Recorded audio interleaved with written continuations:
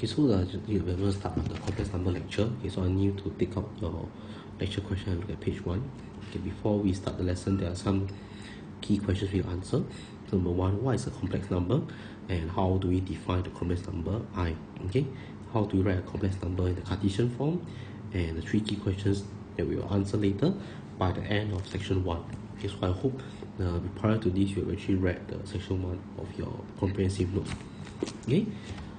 So very quickly, every now and then, we always come across a certain square root of negative numbers. For example, this could be things like when you're solving a quadratic equation and you get x, maybe you get x equals to, you solve some quadratic equation, ax squared plus bx plus c equals to 0, alright, and then from here you realize that your discriminant is less than 0 and your x could be something like negative 2 plus minus square root negative 4 over 2, something like that. Okay, and every now and then we do come across a square root of negative numbers, right? So in the past we always said, oh, things like that is not defined, okay, so we key into the calculator, we get a math error, right? So what we can do is now we come up with a new definition, right? With I, that we let I such that if we define I is what we call an imaginary unit, okay, and it's such that I squared is equals to negative 1, right? So why is this useful? Because supposedly if we have things like negative 1, then square root of negative 4, right, we can actually write this as a square root of negative 1 multiplied by a square root of 4, and then square root of negative 1 will just give us I, and square root of 4 will just give us 2, right? And we can actually verify this, like, if we take 2i, and it gives us a very nice square root of square root of negative 4. Okay, and we can verify this, that if we take 2i squared, this gives us 4i squared, and by our definition of I squared, it just equals to negative 4. Alright, so here, okay, I squared is a good way to define equals to negative 1. Okay, so 2i, so just the number 2i, okay, is what we call an imaginary number, right? 2i is what we call it. Okay, it's an imaginary number. So, but however, sometimes like we don't always get a pure imaginary number by itself. So most of us, for example, let's say if we look at this question, right, you can see that the answer turns out to be negative 1 plus minus square root negative 4 over 2, right? So it just says negative 1 plus minus, if you solve it, it's just 2i, right? So this actually gives us what we call a complex number, right? So a complex number, in the real part we always use like x, we always use y. So actually complex number here, right, usually we use the letter z. Okay, so z, in this case we can write it as a negative 1. So we write it as a negative 1 plus 2i, let's call it z1, and z2, we can call it a negative 1 minus 2i, right? And these are your roots to the equation. Alright, so let's just maybe just look at one of the roots, z1 negative 1 plus 2i. You can see that actually one of them, okay, this is the actually real, right? So it is negative 1 is a real number, it's as real as anything, right? And 2i over here, okay, this would be where I is your imaginary unit, right? This is what we call the imaginary part of the complex number. This is the imaginary part of the complex number. Okay, imaginary part of the complex number. This is what we call the real part of the complex number, right? So what does this mean? You can see that complex number can be written so-called as a pair, using sometimes can be say a pair of two. One is a real, one is an imaginary part, right? So this means that our generally our complex number can be written as in the form of x plus iy. Okay, where y will be what we call the imaginary part of z. Okay, and this is what we call the real part. Alright, right. So it leads us to our definition that imaginary unit is a number such that I squared is equal to negative 1, and a complex number, okay, where so you see we always use the letter z, okay, where z is a element or member of the complex number set. Okay, so this is a complex number. Okay, so in the past we have seen things like this, representing natural numbers, integers, rational numbers, real numbers. Now the next set of numbers we want to introduce is the set of complex numbers, right? And it's a number of the form x plus iy. Okay, where x and y are real numbers, right? They are not complex numbers, they are real numbers. Okay, this is what we call the imaginary part of z, and this is what we call the real part of z. Okay, right? And okay, so this is actually from your lecture notes. I just want to show it quickly to you, that z is equals to x plus iy. Okay, and then x is what we call the real part of z, and y is what we call the imaginary part of z. Okay, so common mistake, please remember, when we talk about this number, if we talk about the imaginary part of z, okay, it is actually common mistakes people will write iy. Okay, iy is not the imaginary part. The imaginary part is just y. Okay, so remember, right, we are only, when you call for the imaginary part of z, it only speeds up the y. Okay, and the real part of z, it only speeds up that. So we are talking about the real part of z, the imaginary part of z. Okay, and with that, right, with this definition in mind, okay, if you look at question 1, the real and imaginary parts of the following complex number, okay, given the fact that z equals to x plus iy, right, where y is the imaginary part of z. Okay, so you can see that here very quickly, the imaginary part of z is equals to 1, the real part of z is equals to 3. Okay, and for b, if you think about x plus iy, you can see that this is the same, z is equals to like 0 plus negative 2 I. Okay, and you can see that here the real portion, the real part of z is just 0, and the imaginary part of z is just negative 2. For part C, right, you can see that this is z equals to 7. I mean, you can also, this is what we call, okay, so going back to B, right, you can see that the real part of z is 0, and okay, we also have a name for such a complex number. We call this purely imaginary, right, where there's no real part to the complex number. And as for part C, you can see it's 7 plus 0i, right, so 7 plus 0i, so you can see the real part of z is just 7, the imaginary part of z is just 0. Okay, and such a number, we can also say that this is what we call purely real number. Okay, last but not least, part D, very quickly, can you tell me the imaginary number? So the real part is just negative 6, the imaginary part is just goes to 1. Okay, and that's for question 1. Okay, so very quickly, when we are going to equate the two real numbers, right? When we're going to equate two real numbers, right? They are, remember that, two complex numbers, not two real numbers. We're going to equate two complex numbers, right? Remember that we are actually equating two aspects of the number. One is that we equate the real part, the one is to equate the imaginary part. Okay, so for example, if we have z1 equals to x1 plus iy1, and we have z2 equals to x2 plus iy2, right? It does not make sense for us to equate the imaginary part to the real part, or vice versa. So it does not make sense for us to do this. So only way for us to really equate or make meaning out of the two complex numbers, to equate them to each other, okay, the definition is that we have to equate the real portions, we have to equate the imaginary portions. Okay, so only in this aspect, if we compare both parts, right, then we can say that the two complex numbers are equal. Okay, so this is given that, so by definition, again, this is from your lecture notes, the comprehensive notes. So if you don't know this, please go and read it up. Right, they are equal if and only if the real and imaginary parts are equal.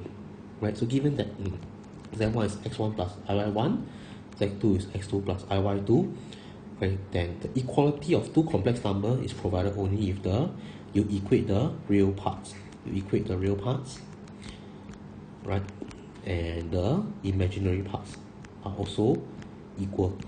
The imaginary parts of the number are also equal. Right, so you just take note that if equating two complex numbers, we have to compare both the real and both the imaginary parts.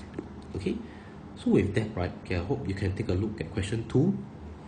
Okay, and I'm going to give you about 2 minutes to solve this.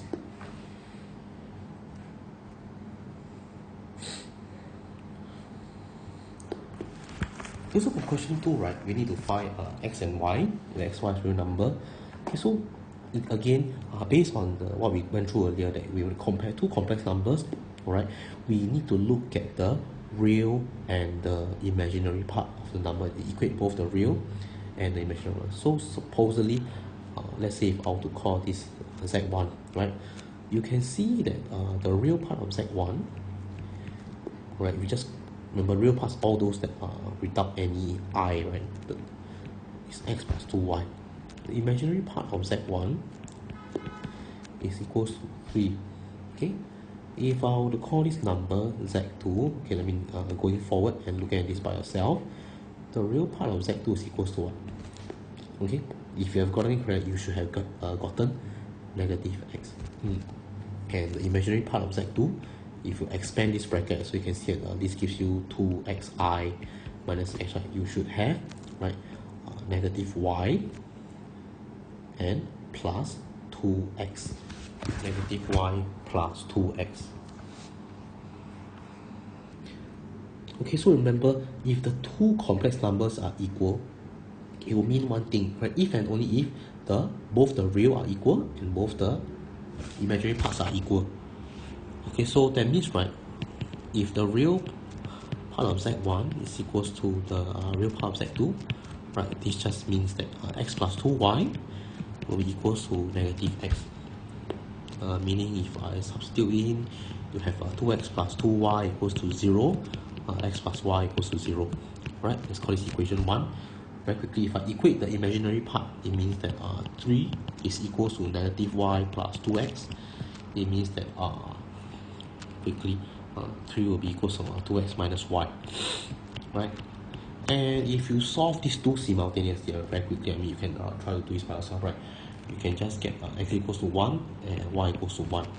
Okay, so why does this work? Because remember, again from what we learned just now, they are equal if and only both the real and the imaginary parts are equal. If both the real are equal, meaning the real part of z1 equals to the real part of z2, and here the imaginary part of z1 is equals to the imaginary part of z2. So using this idea, this concept, we can actually solve our equation. Okay, so remember, the one key thing is that you notice, right, here, right, we are able to identify the real and imaginary part of the complex number quite easily, because here I given to you that these x, y are real number. So over here straight away we can assume that this has to be real, right? This is the imaginary part. Okay, but what if it's not so clear? Okay, so with that, right, let's look at question 3. Okay, question 3, we take a look. Z equals to x plus iy, where xy is a real number. Find the value of x such that 2x plus iz is equals to z minus I bracket x plus 1. Okay, so here there's the question propose a solution. Just need to look at the solution and tell me what's wrong. Okay, so I'll just give you about 1 minute to look at this.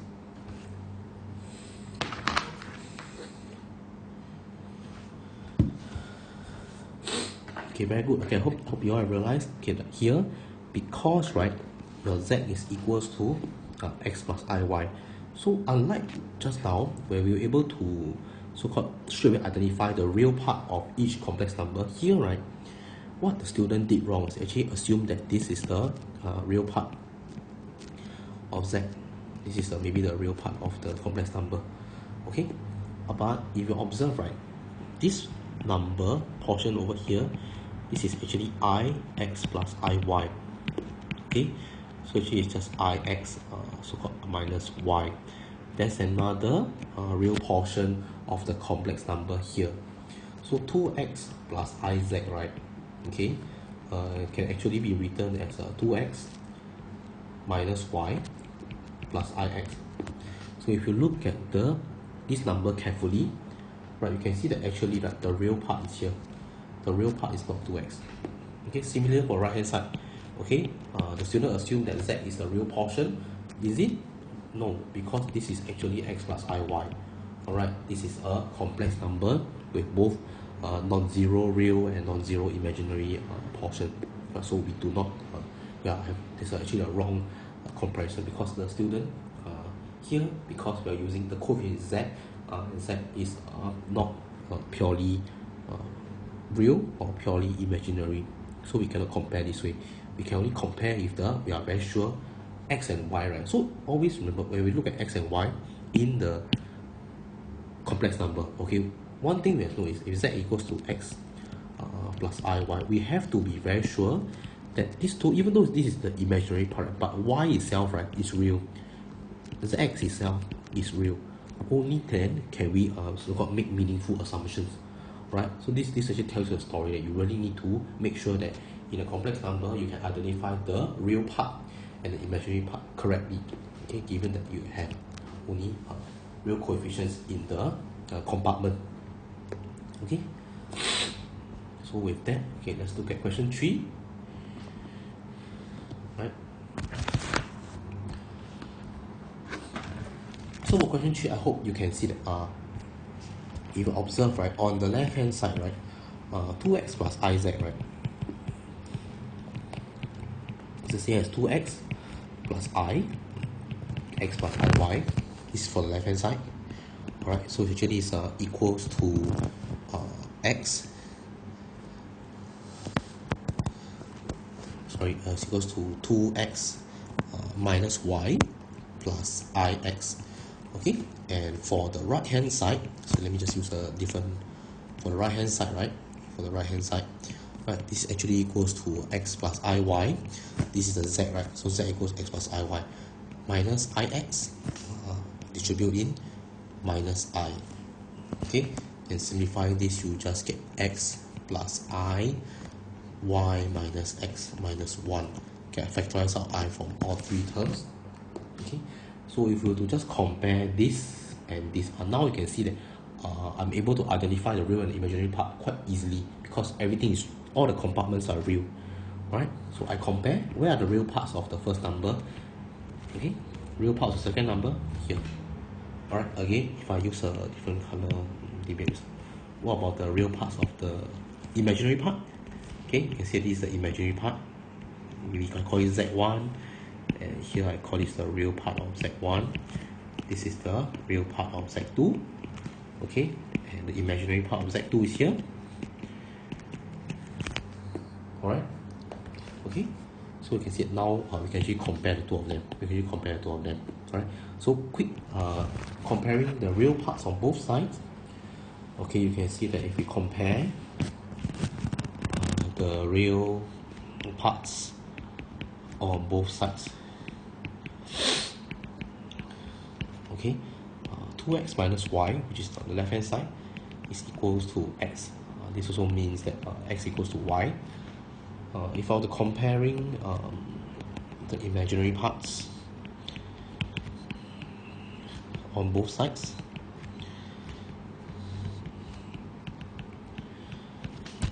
okay, then x is equals to y minus x minus 1. Okay, this just implies that 2x equals to y minus 1, and you can see now I have two equations, equation 1, equation 2.